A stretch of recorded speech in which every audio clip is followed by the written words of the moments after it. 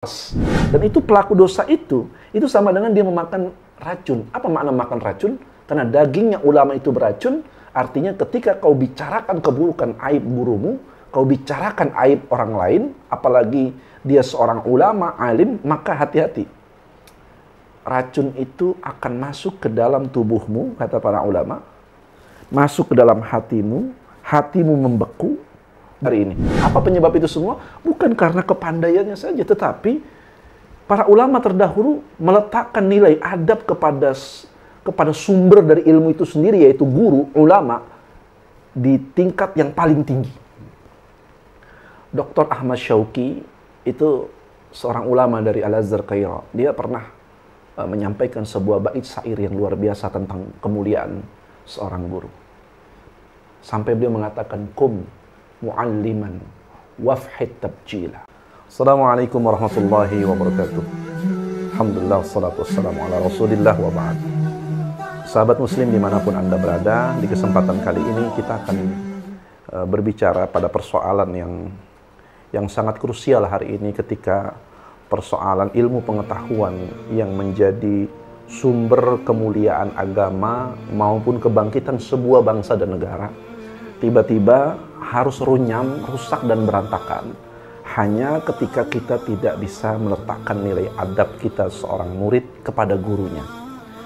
Di dalam agama Islam, kalau kita lihat, ini konteksnya sangat berbeda sekali. Ketika ada seorang dosen, guru yang kemudian mereka lebih senang berdebat dengan murid, murid berdebat dengan guru, guru berdebat dengan murid, dan lain sebagainya.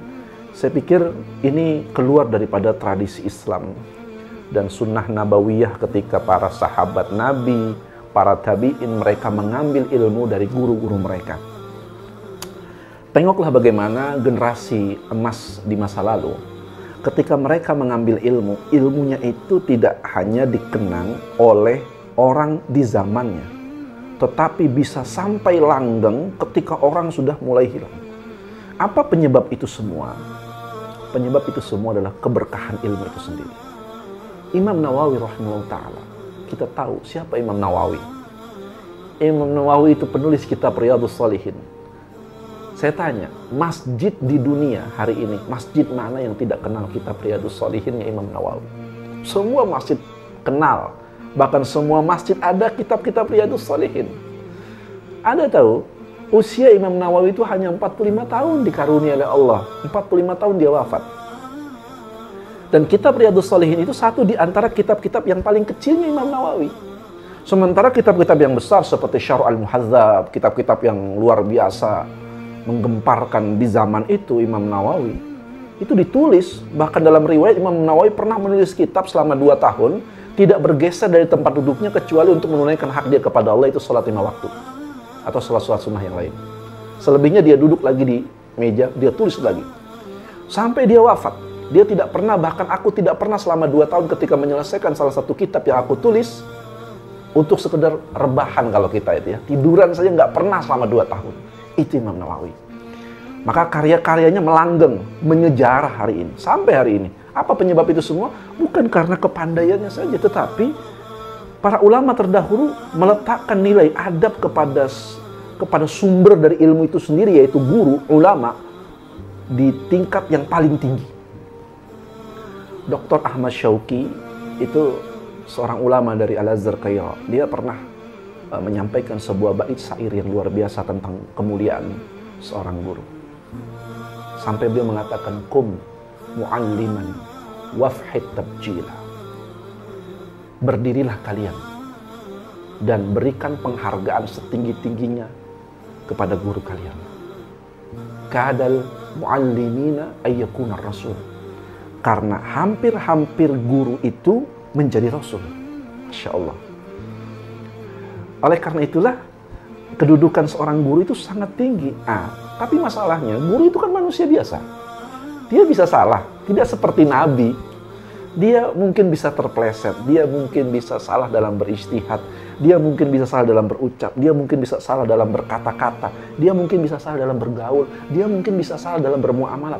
Bagaimana sikap seorang adab murid kepada gurunya, itu menentukan kualitas ilmu, keberkahan ilmu itu sendiri. Oleh karena itu, Nabi SAW menyampaikan, laisa minna malam yaj'ala kabirana wa yarhamu saghirana wa ya'rifu li ulama'ina haqqah, kata Nabi.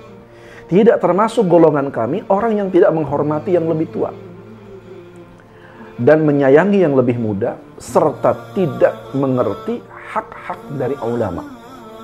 Dia bukan termasuk golongan Nabi, bahkan disebut. Kalau dia tidak mengetahui, dia tidak menyayangi yang lebih muda dan menghormati yang lebih tua dan tidak menunaikan hak-hak ulama, hak-hak guru kalian. Apa hak seorang guru yang harus ditunaikan? Ya, setidaknya hak seorang guru itu adalah dia diberikan pemuliaan, adab, penghormatan yang tinggi sebagaimana syair yang tadi kami bacakan. Yang kedua, jangan sampai dia membicarakan keburukan-keburukan seorang guru. Aib seorang guru disebarkan ke sana dan kemari. Karena ini, kata para ulama, ini bahkan kedudukannya seperti dia memakan daging yang beracun. Daging yang beracun itu. Jadi dagingnya ulama, dagingnya guru-guru kalian itu, terutama guru yang mengajarkan agama, itu seperti ada racunnya. Apa maknanya? Maknanya adalah kalau kalian buka, kalian umbar aib, pertama dampaknya adalah orang-orang akan menjauhi guru tersebut dan secara tidak langsung tidak sebanding sebenarnya dengan ilmu yang dia miliki. Yang seharusnya orang kemudian berduyun-duyun datang mengambil ilmunya, tiba-tiba hanya karena dibicarakan aibnya di mana-mana orang menghentikan ilmu itu. Sehingga apa? Ilmu tidak tersebar luas. Dan itu pelaku dosa itu sama dengan dia memakan racun. Apa makna makan racun? Karena dagingnya ulama itu beracun, artinya ketika kau bicarakan keburukan aib gurumu, kau bicarakan aib orang lain, apalagi dia seorang ulama, alim, maka hati-hati. Racun itu akan masuk ke dalam tubuhmu, kata para ulama. Masuk ke dalam hatimu, hatimu membeku. Begitu membengkuk, kau tidak lagi bisa mengenal Allah dengan baik, satu. Yang kedua, ilmu yang dipelajari darinya akan hilang. Yang ketiga, kau tidak akan mendapatkan berkah dari ilmu yang pernah kau pelajari. Yang keempat, kau tidak akan bisa memanfaatkan ilmu yang datang darinya. Ini 4, ini racun. Dan kalau sudah begini, orang sudah keracunan. Begitu keracunan, maka siap-siap hidupmu akan jatuh cepat atau lambat, perlahan-lahan atau dengan sangat cepat. Karena itu dalam agama kita, kedudukan adab itu fondasi yang luar biasa tinggi. Didudukkan oleh para ulama. Maka tidak heran kalau Imam Malik begitu mau berangkat ke tempat seorang guru yang mengajari ilmu nahwu padanya, maka seorang ibunya Imam Malik itu memberikan pakaian terbaik untuk menuntut ilmu anaknya. Dipakaikan pakaiannya, tiba-tiba ibunya berpesan kepada Malik, wahai Malik, kau ambil adab gurumu sebelum kau ambil ilmunya. Artinya apa? Yang pertama, kamu mesti belajar adab padanya. Ini juga menuntut seorang guru juga mesti punya akhlak dan adab yang baik pada murid. Agar apa? Agar si murid bisa mengambil ilmu, akhlak dan adab padanya. Satu. Yang kedua, kau beradab padanya, kaidahnya. Ya. Jadi sebelum kita ambil ilmunya, kau beradab padanya, kau mengambil akhlak dan adab darinya. Dua hal ini diambil, baru kau ambil ilmunya. Ini kaidah. So, kalau ini hilang kaidah ini, maka boleh jadi ilmu yang diambil dari seorang guru itu akan sia-sia dan tidak bermanfaat. Oleh karena itu, mudah-mudahan kita akan mempelajari jauh lebih dalam. Ini semacam mukaddimah saja, agar kiranya kita bisa mengetahui apa hak-hak seorang alim, apa hak-hak seorang guru pada muridnya. Sebab apa? Orang tidak mengetahui haknya, tidak tahu cara beradabnya, bagaimana tata cara bicara padanya, bagaimana cara ketika mengambil ilmu darinya. Imam Syafi'i itu dulu begitu baca kitab di depan gurunya, dia buka lembar kertas itu di hadapan Imam Malik. Cara dia membuka lembar kitabnya itu, sampai dia perlahan-lahan sampai tidak terdengar oleh Imam Malik. Sebegitu tingginya meletakkan adab pada gurunya. Urusan buka kertas saja. Tapi yang terjadi hari ini, Masya Allah, kadang-kadang memang gurunya juga nggak bisa ngasih teladan. Gitu. Mengajarin ilmu, main gitar mah bareng-bareng. TikTokan bareng-bareng, kan ya bagaimana dia mau diberikan adab yang baik kalau dia tidak bisa memberikan qudwah yang baik pada murid-muridnya.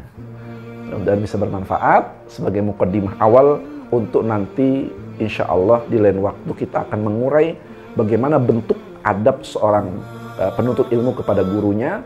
Satu persatu kita akan bahas, baik cara berucapnya, cara memandangnya, bahkan cara berbalik badannya. Itu semua diajarkan sangat lengkap oleh agama ini. Bahkan para ulama telah menulis sekian banyak kitab. Salah satu kitab yang masyhur ada dua. Pertama, Syekh Az-Zarnuji ketika dia menulis kitab Ta'lim Muta'allim. Ada juga kitab yang berjudul Al-Hilyah min Talabul Ilmi. Itu dua kitab menjadi panduan baku. Insya Allah di lain waktu kita akan membahas secara rinci bagaimana bentuk real adab seorang murid kepada guru, atau sebaliknya, adab seorang guru pada muridnya. Allahu a'lam bishawab. Lebih kurang mohon maaf. Assalamualaikum warahmatullahi wabarakatuh.